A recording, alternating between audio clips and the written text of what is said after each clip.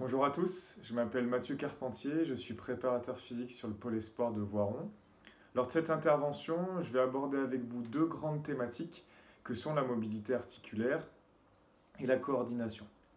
Pour faire au plus simple en cette période de confinement, je vais essayer de vous mettre un maximum d'images, de vidéos, de photos inspirées de ce qu'on fait avec le pôle espoir.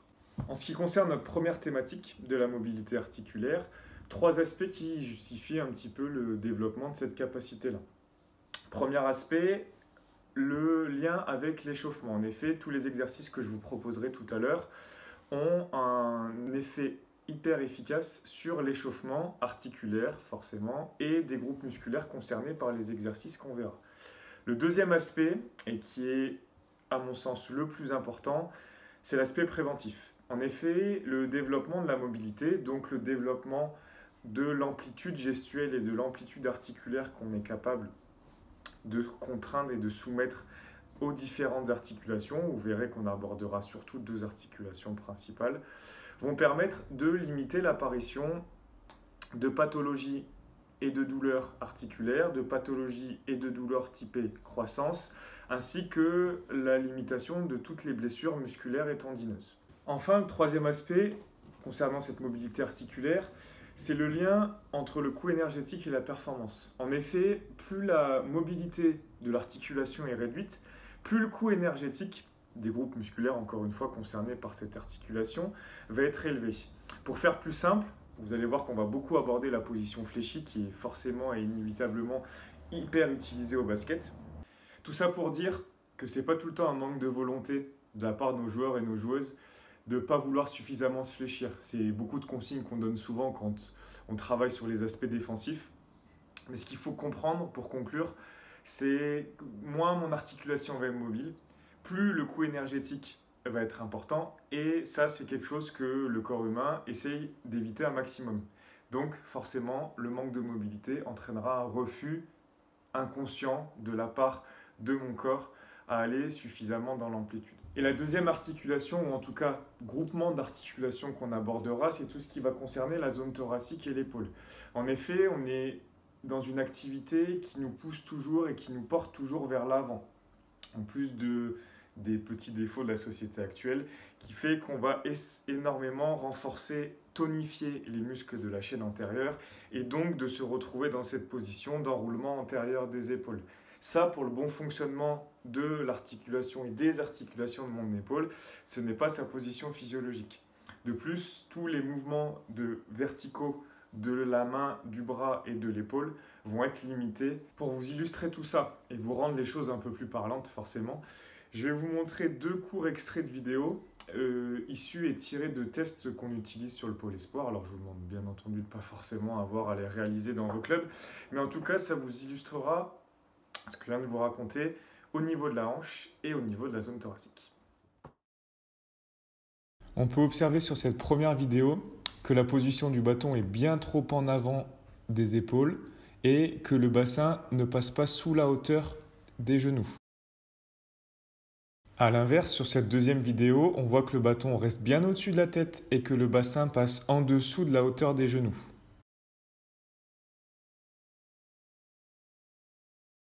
On peut noter sur cette image, si on reprend l'exemple de notre position fléchie et défensive de tout à l'heure, que le manque d'amplitude et de mobilité au niveau de la hanche ne permet pas une flexion suffisante, qui ne permettra donc pas d'être suffisamment mobile et efficace sur ses appuis, ainsi que fort dans la gestion du contact. De plus, si on rajoute ce manque de mobilité au niveau de la zone thoracique, le buste sera forcément plus incliné vers l'avant, les mains et les épaules beaucoup plus en avant, et donc potentiellement hors de son cylindre. Maintenant, si on prend cette position-là, avec une mobilité de hanche beaucoup plus importante, on voit que le buste est beaucoup plus verticalisé, que la position fléchie est beaucoup plus basse. De plus, la mobilité thoracique permet également d'avoir une fluidité au niveau du mouvement des bras et des épaules, et donc de gérer beaucoup mieux son corps dans l'espace. Je terminerai sur cette dernière image en insistant sur le fait qu'un gain de mobilité permet inévitablement une réduction du coût énergétique et donc le fait de se redresser et de quitter cette position fléchie sera beaucoup moins rapide que quelqu'un qui serait trop peu mobile. Vous avez donc compris là où je voulais en venir via cette petite introduction sur la mobilité, de l'importance de le développer, en tout cas pour nos pratiquants, nos joueurs et joueuses de basket. J'insisterai pas davantage sur tout ça, même s'il y a d'autres aspects intéressants comme l'augmentation et l'amélioration de l'explosivité, entre autres par l'extension de la hanche qui peut être impactée par cette mobilité de hanche. Mais maintenant, ce qui va être le plus important, on va essayer de passer aux petits exercices. Je vais vous démontrer pas mal de choses.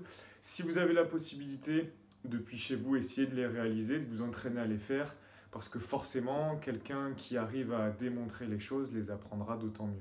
Sur la mobilité, vous allez voir qu'on va quand même beaucoup insister sur la hanche, vous avez compris pourquoi. Mais dans les exercices, j'essaierai aussi d'intégrer, de vous donner des bases pour travailler en même temps sur la mobilité thoracique et la mobilité des épaules. Forcément, comme dans toute intervention que je fais là ces derniers temps, le fait d'intégrer la préparation physique dans les entraînements, surtout pour ceux qui ont peu de séquences sur la semaine avec vos équipes, je vais essayer de vous le rendre le plus accessible possible, le plus facile possible à mettre en place. Et puis ça, on en reparlera un petit peu sur la conclusion de cette première partie, à savoir quand il est plutôt intéressant de le mettre en place et puis de le rendre à la fois ludique et intégré à notre pratique. Premier exercice que je vous propose, c'est le suivant. Vous partirez dans la position suivante, un pied et un genou face à son buste. Okay, dans cette position-là, ce qu'on va essayer de faire en sorte, c'est que mes deux fesses restent toujours en appui au sol. Okay, il y a plusieurs niveaux de difficulté. Le premier niveau et le plus simple, c'est de garder les deux mains en contact avec le sol. Et dans cette position-là, très simple, on va venir tourner ses genoux, tourner les hanches pour arriver dans la même position à l'opposé. Okay, et ça, je vais le répéter sur plusieurs répétitions. Vous allez voir que tous nos exercices de mobilité, ce ne sont pas comme des étirements qui peuvent être passifs, mais c'est des choses qui sont dans le mouvement et qui sont dynamiques. Okay, ça, c'est le premier niveau de difficulté. Plutôt simple, j'ai pas de ballon, c'est pas grave, je le fais main tendue. J'ai un ballon, c'est encore mieux, j'incorpore un petit à petit mon ballon. Je vais faire la même chose, bras tendus, avec mes mains qui tiennent le ballon. Je regarde mon buste le plus vertical possible et je viens tourner mes hanches dans un sens et dans l'autre. Dernier niveau de difficulté, j'ai pas de ballon. Les mains en appui derrière la tête, ce qui va me forcer à venir ouvrir ma cage thoracique. Mobilité d'épaule et thoracique en même temps. J'ai un ballon, soit je le mets bras tendu, soit je le mets en arrière de la tête, ce qui rendra encore plus difficile à tirer les coudes vers l'arrière. Et je fais toujours mon exercice de rotation en gardant le buste le plus droit possible. Deuxième évolution sur cette position-là, toujours la même position de départ, toujours mes trois mêmes niveaux de difficulté. Premier niveau, je vais être ici avec les mains en appui, derrière mon bassin, les deux fesses qui restent au sol. Je vais venir lever mon genou et mon pied arrière pour essayer de le tendre complètement vers l'avant. Okay, puis je ramène et je pose le plus tard possible mon pied et mon genou. Vous allez sentir que ça force encore plus à mettre de la rotation au niveau de la hanche. Je répète, je lève mon pied et mon genou, je tends la jambe et je ramène. Premier niveau. Deuxième niveau, comme tout à l'heure, j'ai toujours mon ballon qui est face à moi, je lève mon pied et mon genou, je tends la jambe et je ramène. Troisième niveau de difficulté, ballon en arrière de la tête, je lève pied et genou sans me pencher sur le côté, je garde bien mon buste verticalisé, j'ouvre ma cage thoracique et je viens lever pied et genou, tendre la jambe et ramener. 3 niveaux de difficulté pour cette évolution-là. Deuxième forme d'exercice qu'on peut travailler, cette fois-ci, un genou au sol, un pied relativement éloigné vers l'avant. Tout ça, environ largeur de hanche. Okay, je vais venir poser mes deux mains à l'intérieur de mon pied avant. Dans un premier temps, on va travailler avec la main du même côté que ma jambe avant.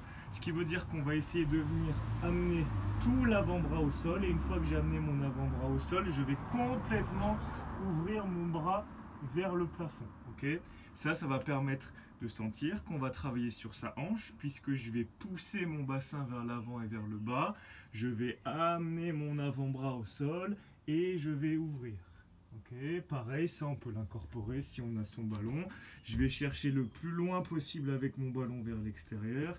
Je ramène mon ballon et je vais chercher vers le plafond. Je redescends doucement, j'ai toujours bien mon bassin qui est poussé vers l'arrière et vers le bas. Et attention avec les jeunes joueurs et jeunes joueuses sur le contrôle de la lordo, sur le fait de ne pas trop cambrer le dos, mais au contraire de légèrement rétroverser le bassin. On enchaînerait donc une quinzaine de répétitions avec la main et le bras côté jambe avant, et on enchaînerait bien entendu la même chose, une quinzaine de répétitions avec la main opposée à la jambe avant. On se rappelle de toutes les consignes qu'on s'est données. Ça permet d'avoir un exercice qui bosse à la fois cette fois-ci plus sur l'ouverture de la hanche, mais toujours sur cette mobilité de la hanche, et sur la mobilité thoracique en rotation. Autre exercice que l'on peut utiliser, cette fois-ci on va impacter aussi un petit peu le dos et toute la chaîne postérieure, parce que cette chaîne postérieure, tous les muscles en arrière de la cuisse, du bassin et du dos sont aussi responsables des fois d'un manque de mobilité. Okay, comment on va le travailler sur ça? Très simplement, vous partez assis au sol, on va venir enrouler vers l'arrière et essayer d'amener les pieds le plus loin possible vers l'arrière avec ses mains, et une fois que je suis allé chercher le plus loin possible, je réenroule vers l'avant. Okay, on peut aussi très bien l'imaginer avec quelques évolutions avec un ballon. Le ballon va aller au sol, les pieds en contact sur mon ballon. Et ici, on va aller chercher le ballon le plus loin possible vers l'avant. Autre exercice où on va aller cibler toujours l'étirement, mais cette fois-ci plus de la chaîne antérieure au niveau de la hanche et la chaîne antérieure au niveau des bras. On va partir dans une position accroupie, mes genoux sous mes hanches, mes mains sous les épaules. On décolle les genoux et dans cette position-là, on va faire un demi-tour. Et en même temps que je fais mon demi-tour, je vais pousser mon bassin vers le haut. Okay, vous allez sentir que ça va étirer en arrière, en avant pardon, de l'épaule et en avant du bassin. Et ça, j'enchaîne une fois d'un côté, une fois de l'autre. Okay, j'alterne toujours ces deux côtés-là. Je pousse bien mon bassin le plus haut possible et je vais chercher loin avec ma main qui est libre. Étirement actif, en chaîne antérieure de l'épaule, chaîne antérieure du bassin. Dernier exercice un peu dynamique qu'on va utiliser. Donc ce que je vous ai dit, c'est que c'est cette position vraiment fléchie le plus bas possible qui nous intéresse. Okay, donc on va démarrer debout. Dans cette position debout, on va venir légèrement fléchir les genoux, pousser son bassin vers l'arrière. On va faire une fermeture de hanche, pied, largeur de hanche. On va venir attraper ses pieds avec plus ou moins de flexion de genoux, le dos bien à plat. Et quand j'ai attrapé mes pieds, je vais venir descendre mon bassin le plus bas possible. Okay, je remonte mon bassin, puis je me redresse. Je remonte, on va chercher vers l'avant, on attrape pointe de pied, je descends mon bassin le plus bas possible, je regarde bien face à moi, dos droit, je tire mes épaules vers l'arrière, je remonte les fesses et je me redresse. Okay, on peut rajouter un petit niveau de difficulté sur celui-ci. On prend son ballon, on pose le ballon au sol. On vient complètement s'asseoir, on passe le ballon face à soi, on lève le ballon au-dessus des épaules et on remonte. Je vous remontre, ici, ballon au sol, je baisse, une fois que je suis en position basse, ballon face à moi, ballon au-dessus de la tête et je remonte. Évolution qu'on peut avoir dans cet exercice, le début reste le même. On va toujours aller chercher ses pointes de pied, le dos à plat, on baisse son bassin. Une fois que je suis en position basse, je vais croiser mes mains. Okay, en croisant mes mains, je vais venir ouvrir un bras en direction du plafond, refermer, ouvrir l'autre bras en direction du plafond, refermer.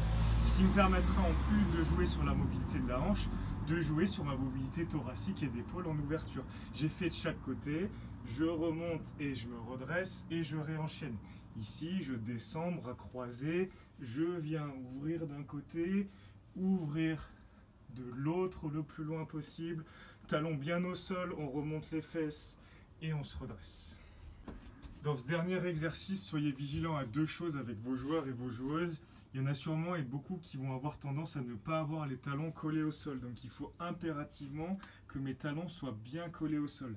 La deuxième chose, c'est que pour la plupart d'entre eux, peut-être que certains ne vont pas réussir à descendre jusqu'en bas et qui vont beaucoup se pencher en avant. Nous, ce qu'on cherche, c'est à verticaliser le buste. Donc, tous ceux qui n'arrivent pas à garder les épaules en arrière des genoux, ils s'arrêteront peut-être à cette amplitude-là ou cette amplitude-là. Et au fur et à mesure, on va aller chercher de plus en plus bas. Okay, rappelez-vous qu'on met toujours de la qualité dans ce qu'on fait, plutôt que d'aller chercher avec trop d'amplitude quand ça n'est pas possible. Et au fur et à mesure, on va développer tout ça. Autre thématique que l'on va aborder, en plus de cette mobilité plutôt générale qu'on a vue au niveau de la hanche et au niveau de la zone thoracique et des épaules, et tous ces mouvements dits de mobilité dynamique ou d'activation dynamique, on va parler d'une autre technique, d'un autre moyen de développer un petit peu ces amplitudes et ces relâchements de groupes musculaires, c'est ce qu'on appelle les automassages. Les automassages, ils sont communément effectués, normalement, soit avec des rouleaux ou des balles dites d'automassage. Si jamais, et forcément ça, c'est pas des choses qu'on a à disposition dans les clubs, on va pouvoir très bien s'en sortir avec un ballon de basket. Ok, vous verrez que ça sera juste une histoire de pression et que la pression, on peut très bien la réguler nous-mêmes. En tout cas, ce qui est sûr, c'est que l'automassage va aussi permettre le relâchement de groupes musculaires. Là, on va insister sur les groupes musculaires qui sont les plus utilisés dans la pratique du basket. Pourquoi ? Parce que c'est ces groupes musculaires-là qui sont les plus utilisés, qui vont forcément le plus s'enraidir. Okay, donc vous allez voir qu'on va partir du bas et qu'on va remonter petit à petit, mais de toute manière, ça va jouer sur la mobilité de la cheville, on en a un peu moins parlé, ça va vous jouer sur la mobilité de la hanche et ça va jouer sur la mobilité des épaules et thoraciques. Il y a deux aspects intéressants dans les automassages. Le premier aspect, c'est pas forcément celui qui qu'on privilégiera le plus en tout cas, c'est les aspects d'activation et qui sont liés à l'échauffement. Nous, vous verrez tout à l'heure quand je vous synthétiserai un petit peu tout ce que je vous ai dit jusqu'à maintenant, que les automassages, on va préférer et les mettre plus spécifiquement en fin de séance, en fin de match, pour favoriser la récupération et le gain d'amplitude comme ce qui nous intéresse. Pourquoi ? Parce qu'à l'échauffement, on serait sur des mouvements beaucoup plus dynamiques avec moins de pression. Là, nous, ce qui va nous intéresser, c'est des mouvements beaucoup plus lents où on va essayer d'appuyer un peu plus fort sur son ballon ou sur son rouleau pour sentir que le muscle s'écrase un tout petit peu, ce qui va permettre de baisser le tonus musculaire et de relâcher un petit peu la tension au niveau de ce qu'on appelle les fascias, ce qui compose la chaîne musculaire et de ma fibre musculaire. Ok, donc c'est très simple, on partira sur des séquences entre 30 et 45 secondes où on va aller sur un mouvement qui est lent. Et pour le mollet, là, sur mon premier exemple, on changera aussi un petit peu l'orientation du pied pour avoir la face médiale, mais aussi interne et externe du mollet qui est travaillé. Ok, donc ça pendant 30 à 45 secondes.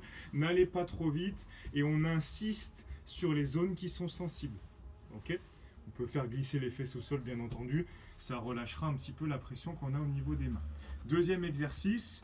Au niveau des ischio-jambiers, toute la chaîne postérieure, beaucoup utilisée au basket. Pourquoi ? Parce que tout ce qui est impulsion, départ en sprint, décélération et freinage, on utilise en tout cas ces ischio-jambiers et un petit peu ces mollets. Même principe, on va être sur un mouvement qui est lent, sur l'arrière de la cuisse, on va de la hanche jusqu'à son genou, on change l'orientation du pied pour avoir aussi la face interne, la face externe et la face médiale qui sont massées. S'il y a des zones un peu sensibles, on insiste.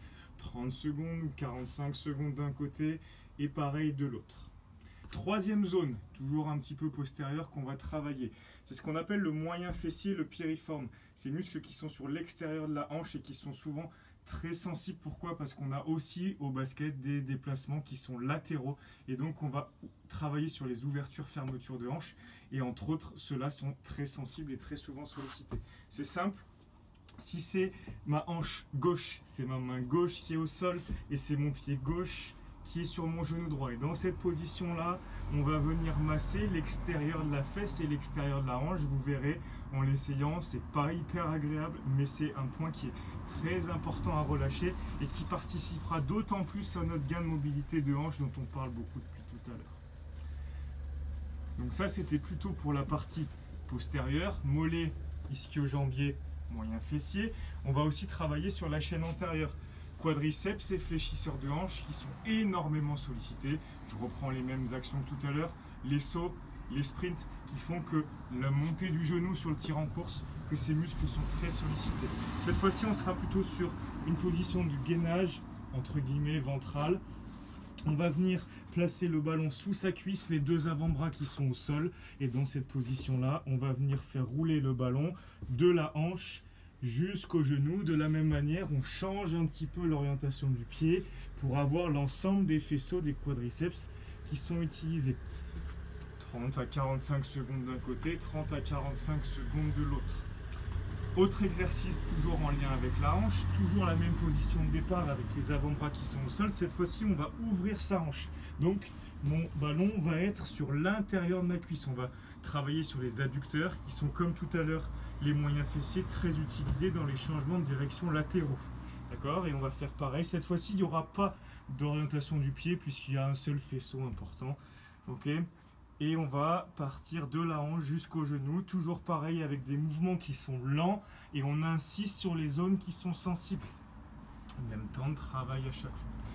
Ça vous permet de faire, grosso modo, l'ensemble des groupes musculaires qui sont souvent hypertoniques ou en tout cas très utilisés par notre pratique du basket et qu'il faut avoir à la fois relâcher pour limiter les courbatures et les douleurs, mais aussi pour limiter la raideur de ces groupes musculaires-là qui emmènerait à des douleurs articulaires, à une augmentation et potentiellement du risque de blessures musculaires et tendineuses sur ces points d'accroche de ces groupes musculaires-là. On a fait le membre inférieur, on continue à monter tout doucement. Je vous ai parlé tout à l'heure, posture enroulée des épaules vers l'avant. Okay, donc on va chercher à relâcher ces muscles de ma chaîne antérieure. Deux groupes musculaires importants, l'ensemble des pectoraux et deltoïdes antérieurs. Et autre groupe musculaire important qui est un petit peu rotateur interne, c'est ce qu'on appelle le grand dorsal, qui est ici. C'est par lui qu'on va commencer tout de suite. Je m'allonge cette fois-ci sur le côté, je place mon ballon sous le bras, pas au niveau des côtes, ça sera un peu douloureux, sous le bras, un peu sous l'aisselle. Et ici, dans cette position-là, je ne pose pas ma main au sol et je vais venir chercher à automasser mes grands dorsaux. Grand dorsaux est important à relâcher aussi pour éviter que mes épaules soient trop enroulées vers l'avant et qu'on ait des douleurs ou pathologies accrues à cause de ça. Deuxième groupe musculaire, cette fois-ci au niveau des pecs. Je vais m'allonger sur le ventre, toujours avec mon ballon. Je vais le placer en avant de mon épaule, le bras toujours tendu. Et je vais essayer de venir masser l'avant de mon épaule avec mon ballon. Pareil, ce n'est pas des zones qui sont hyper agréables, mais comme on est toujours en train de faire des passes vers l'avant, ou en skip pass, en passe, poitrine en tout cas, toute mon action de tir qui va chercher vers l'avant et vers le haut, tous ces groupes musculaires là, encore une fois, sont à relâcher. Et on terminera par une dernière position qui est un peu plus globale, qui va permettre de bien finaliser tout notre travail d'automassage. Cette fois-ci, on partira assis. Chose importante, on placera bien le ballon ou le rouleau en arrière de ses omoplates. On ne va pas aller chercher trop bas au niveau de la zone lombaire. Je place le ballon en arrière de mes omoplates. Je vais chercher à envoyer mes mains un maximum vers l'arrière. Étirement actif de ma chaîne antérieure. Je suis en appui sur mes pieds. Je décolle mon bassin. Et dans cette position-là, on va venir masser entre ces omoplates et toute la partie thoracique. Ça va me permettre d'ouvrir ma cage thoracique et de relâcher les tensions qu'on peut avoir sur cette zone-là. En plus de ça, on est en train de travailler sur un mouvement de flexion qui ressemble à une flexion de squat complet. On a, de cette manière-là, l'ensemble de ces petits exercices d'automassage qui vous permettent de relâcher ces zones musculaires, encore une fois, hyper utilisées dans notre activité, diminution des courbatures et des douleurs musculaires, mais surtout, le fait de le faire en fin de séance, à la maison, si vous leur donnez à faire en autonomie en fin de match, c'est qu'on va réduire les tensions qui sont dues à un groupe musculaire qui est beaucoup utilisé et donc qui va avoir tendance à se refermer sans réduire les fibres musculaires qui vont se rapprocher. Et donc on va jouer, encore une fois, sur notre mobilité articulaire qui est hyper importante. Je le répète, oui, échauffement, mais surtout prévention d'un grand nombre de pathologies et de blessures et réduction du coût énergétique et donc d'être moins fatigué, plus lucide sur le terrain.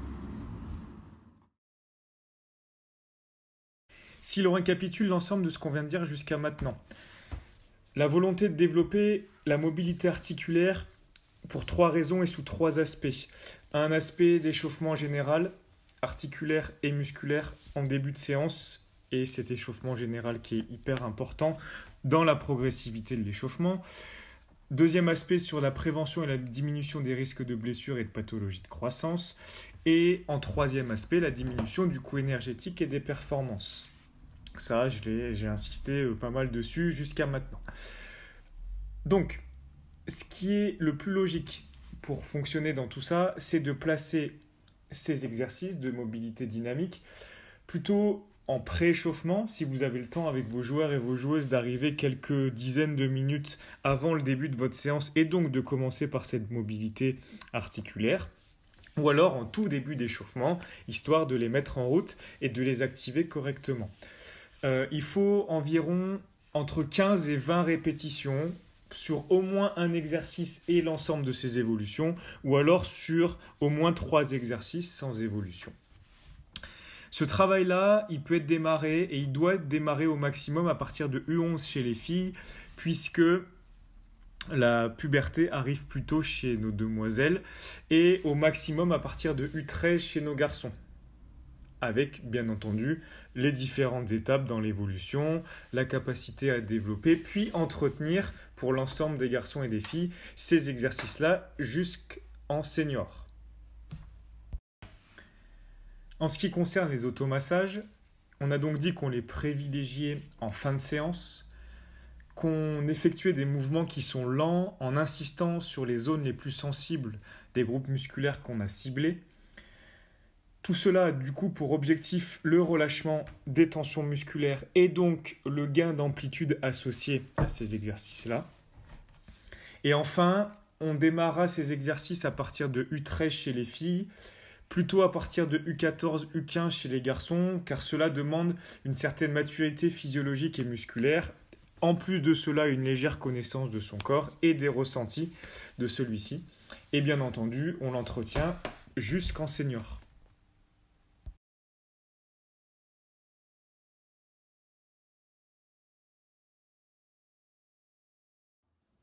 La deuxième partie qui m'a été demandée d'aborder avec vous, c'est tout ce qui concerne la coordination. Alors je pense que c'est une thématique peut-être sur laquelle vous avez déjà eu des interventions, ou en tout cas vous avez déjà été amené à discuter, puisque forcément on se trouve quand même dans une discipline qui demande énormément tous ces aspects de coordination, de prise d'information, puisque le rapport d'opposition, le fait d'avoir un jeu avec un ballon, va demander plein d'habiletés motrices. Si je prends rapidement la définition de la coordination, ça serait constitué de 5 éléments fondamentaux, à savoir l'équilibre, le rythme, l'orientation, la réaction et tout ce qui va tourner autour des différenciations. Et tout ça, ça serait le résultat d'un travail musculaire construit entre agoniste-antagoniste et les différentes amplitudes, pour le coup, qu'on vient d'aborder jusqu'à maintenant. Ça, c'est la définition de Heger. Mais pour simplifier tout ça, en fait, nous, et dans le développement du jeune joueur, du jeune athlète, voire même chez des joueurs déjà un petit peu plus âgés, on va insister sur 3 éléments. Et ces 3 éléments, il faut bien qu'ils soient pris dans l'ordre, puisque l'un va être à développer avant l'autre. Le premier de ces éléments, c'est ce qu'on appelle la latéralisation, la capacité, et vous verrez dans tous les exercices que je vais vous proposer derrière, à effectuer une tâche motrice différente entre son côté droit et son côté gauche. Donc à savoir entre sa main droite et sa main gauche, ou entre son pied droit et son pied gauche. Forcément, c'est encore une fois des choses que l'on utilise énormément au basket. La deuxième étape, c'est ce qu'on appelle la dissociation. Donc la capacité à effectuer des actions motrices différentes entre ses jambes et entre ses mains et ses bras.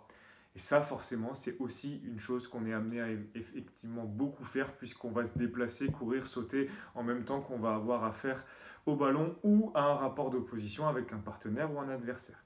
Et enfin, la troisième étape dans tout ça, et qui paraît logique, c'est la latéralisation et la dissociation. Donc la capacité à faire des choses différentes entre ses deux mains en même temps qu'on va faire des choses différentes entre ses deux pieds. Dernier point important dans tout ça, c'est qu'on insistera toujours sur les bonnes attitudes.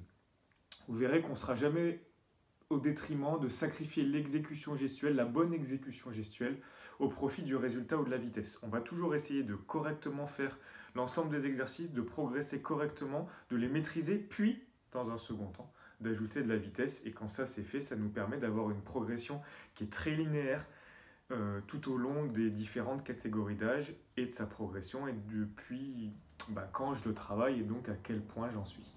Donc c'est un petit peu vers ça que je vais essayer de vous amener. Alors vous allez voir que, au même titre que la mobilité ou que les automassages, tous les exercices que je vous propose, ils ne sont pas du tout exhaustifs. Il en existe plein d'autres. Je ne me revendique pas prêchant la juste vérité et dire qu'il n'y a que ces exercices-là, d'autant plus qu'ils sont faits dans un cadre un petit peu particulier. Bref, c'est juste pour essayer de vous faire comprendre et de vous accrocher à qu'est-ce qu'est la logique de ce développement, en tout cas de cette qualité qui est la coordination et qui est bien entendu ultra importante pour nos jeunes basketteurs et jeunes basketteuses, mais même basketteurs et basketteuses plus âgés et plus expérimentés. On part pour tout ça? C'est parti. Allez, on est parti pour nos petits exercices de coordination. On va essayer de faire tout ça en lien avec la dextérité, avec tout ce que je vous ai expliqué avant, mais c'est quand même assez intéressant, en tout cas sur cette partie-là, de l'intégrer un maximum vis-à-vis de notre pratique. Alors, on va commencer par un premier exercice de latéralisation, la capacité à faire quelque chose de différent entre sa main droite et sa main gauche. On va toujours essayer de l'intégrer un maximum dans la pratique et entre autres par la dextérité. C'est malheureusement le seul truc que je peux faire ici sans avoir panier, mais en tout cas ça va vous donner des idées. Et encore une fois, c'est pas exhaustif dans la capacité des exercices qu'on peut utiliser. Donc c'est très simple.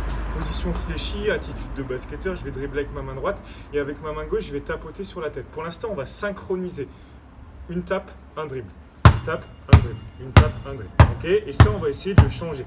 D'accord? Je vais accélérer le fait de tapoter sur ma main et je vais continuer à dribbler de la même manière. Ou à l'inverse, je vais aller doucement avec ma main et je vais aller beaucoup plus vite avec mon ballon. Ok? Et ça, on va essayer dans les rythmes de changer. On pourrait imaginer à faire la même chose avec plein de travail de dribble, la capacité à dribbler d'avant en arrière, la capacité à dribbler latéralement. On va changer aussi l'exercice de la main, on va plus tapoter cette fois-ci, vous connaissez aussi, on va faire des cercles. Okay, donc pour l'instant, je vais faire des cercles dans un sens et je vais essayer en même temps de faire des hockey dribbles qui vont dans le même sens, dans le sens anti-horaire. Okay, là, je fais des cercles autour de ma tête et je vais changer le sens de mes cercles en gardant la même cadence. Okay, on peut changer aussi, je change l'orientation des cercles et je vais chercher d'avant en arrière, d'avant en arrière. Okay, tout ça, ça vous donne plein d'idées, plein d'idées pour essayer très facilement de travailler entre ce qui se passe entre ma main droite et ma main gauche sur une position pour l'instant qui est statique. Alors j'aurais malheureusement pas deux ballons, mais on pourrait imaginer plein de choses aussi dans le dribble avec la différenciation entre ce qu'on pourrait faire entre sa main droite et sa main gauche. On peut aussi avoir tous ces petits exercices avec balle qui sont assez pratiques. Je suis en train de dribbler, je lance ma balle, je la récupère, je la lâche, je la récupère, je la lance, je la récupère par-dessus. Bref, plein de choses aussi qui me permettent de travailler de la même manière contre un mur. Je suis capable de dribbler, de lancer ma balle contre, de changer de main ici et ainsi de suite. Bref, tous ces exercices-là qui permettent encore une fois de dissocier. Ça, c'est vraiment du travail intégré dans la latéralisation, capacité à différencier sa main droite et sa main droite. Alors on pourrait très bien imaginer la même chose uniquement avec ses pieds. On va latéraliser ce qu'on fait entre son pied droit et son pied gauche. Très simplement, soit j'ai une ligne dans mon gymnase, soit j'ai une échelle, et dans ce cas-là c'est un petit peu ce que j'ai matérialisé au sol, et on va dissocier uniquement l'action de son pied gauche par rapport à son pied droit. Donc on va essayer de faire à chaque fois un appui de chaque pied, et on passe de part et d'autre de la ligne uniquement avec son pied gauche sur une distance un peu plus grande que ça à l'aller et uniquement avec son pied droit au retour. Là on est sur un déplacement qui est uniquement latéral, mon pied droit par rapport à mon pied gauche, on latéralise bien l'un pied par rapport à l'autre. On pourrait imaginer la même chose en croisant. Okay, donc je passe mon pied droit à chaque fois devant un appui de chaque et je reviens. Je commence un peu plus vite, je croise et je ramène, je croise et je ramène. Ou alors, à l'inverse, je monte sur le pied gauche en allant croiser par l'arrière. Je croise par l'arrière et je ramène, je croise par l'arrière et je ramène. Tout ça, encore une fois, ce n'est pas exhaustif dans les exercices. C'est juste pour bien comprendre que la première partie de la coordination, c'est ce qu'on va chercher dans la latéralisation. Main droite, main gauche, pied droit, pied gauche. On se rappelle dans ce que j'ai dit dans l'introduction que la qualité, l'amplitude des appuis de l'exercice prédominera toujours sur la vitesse d'exécution. Plus on va être capable de le faire correctement, plus on va augmenter la vitesse ou la difficulté. Mais il faut passer étape par étape sur la correction dans un premier temps, les bons gestes et bien ce que vous demandez, et au fur et à mesure on augmentera la difficulté. Ok, maintenant on va essayer de dissocier une action motrice de ce qui se passe au niveau des jambes et une action motrice au niveau avec les mains. Pour faire très simple, ici j'ai matérialisé un repère au sol. Ça a un sac à dos pour moi, mais ça peut être une petite haie, un banc, bref ce que vous voulez. L'action motrice au niveau des mains, pour l'instant très simple, ça sera juste de lancer son ballon d'une main et de la récupérer avec la même. Ce qui va m'intéresser pour l'instant, c'est qu'on enjambe pied intérieur, pied extérieur à la suite. Donc je pars là sur ma main gauche, je jette ma balle, pied intérieur, pied extérieur. Ok, je passe ma droite, je lance ma balle, pied intérieur, pied extérieur, je récupère avec la même main. Même principe pour les mains, on inverse avec les pieds, d'abord pied extérieur et ensuite pied intérieur. Main gauche, pied droit, pied gauche. Ok, main droite, pied gauche, pied droit. On dissocie une action motrice de ce qu'on fait entre ses jambes et entre ses mains. On peut imaginer la même chose, peu importe ce qu'on fait avec les pieds, sauf que cette fois-ci, on fait rebondir sa balle. Okay, je fais rebondir la balle et je la récupère. Je fais rebondir la balle et je la récupère. On pourrait aussi très bien lancer d'une main, rattraper de l'autre. En tout cas, c'est comme pour tout, c'est juste la forme de l'exercice qui n'est pas importante, c'est le fond qu'il va falloir y réfléchir. Okay, là, on dissocie une action motrice de ses mains d'une action motrice de ses pieds. Après, peu importe la manière dont vous le faites. Enfin, maintenant, on va mixer les deux. C'est la troisième étape dans l'apprentissage. On va essayer de latéraliser une action motrice entre sa main droite et sa main gauche. Et en plus de ça, de latéraliser une action motrice entre son pied droit et son pied gauche. Je reprends mon petit exercice de latte et de haie tout à l'heure. Ce qui va m'intéresser dans un premier temps, je vais travailler uniquement avec mon pied gauche comme je vous l'ai montré, uniquement avec ma main gauche, on de main gauche, et on travaille uniquement avec son pied gauche. Okay, je fais la même chose, je me mets dans l'autre sens. On pourrait faire main droite que pied droit, mais on pourrait imaginer aussi l'inverse, c'est-à-dire main gauche et que pied droit. Okay, on latéralise une action motrice d'une main, une action motrice de l'autre. On pourrait rajouter à tout ça deux ballons, un ballon plus une balle de tennis, un ballon plus un partenaire qui travaille avec aussi un autre ballon.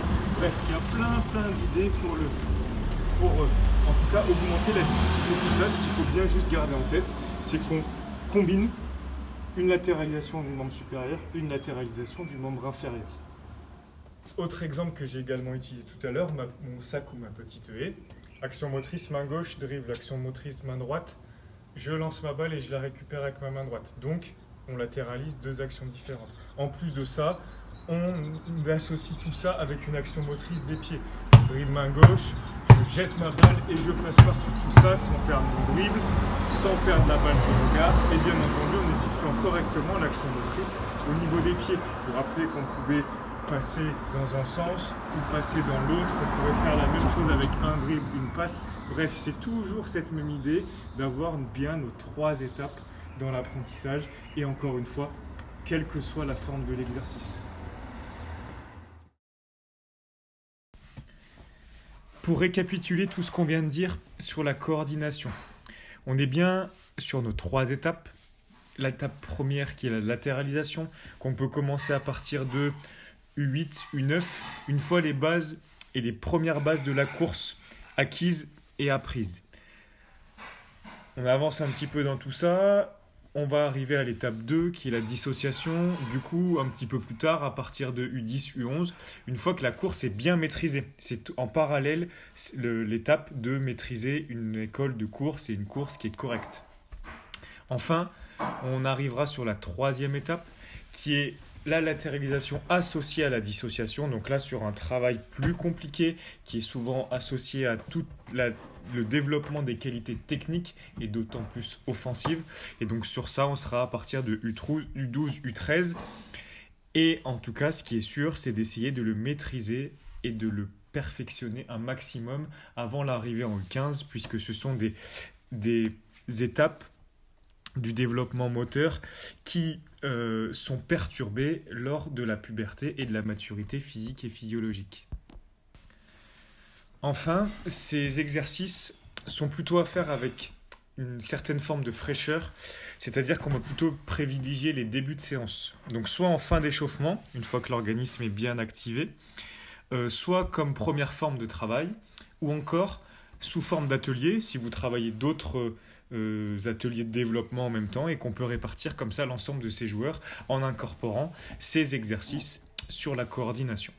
J'espère que mon intervention vous aura plu. Si jamais vous avez des questions, des remarques auxquelles je suis vraiment ouvert, en bas de l'écran s'affichera là mon adresse mail. Si vous sentez le besoin ou vous exprimez l'envie de m'écrire, c'est avec grand plaisir que je tâcherai de répondre, surtout en ce moment où forcément c'est un peu plus facile. En tout cas, je remercie l'IFRAB et leur demande pour cette intervention et je vous souhaite à tous et toutes une bonne continuation.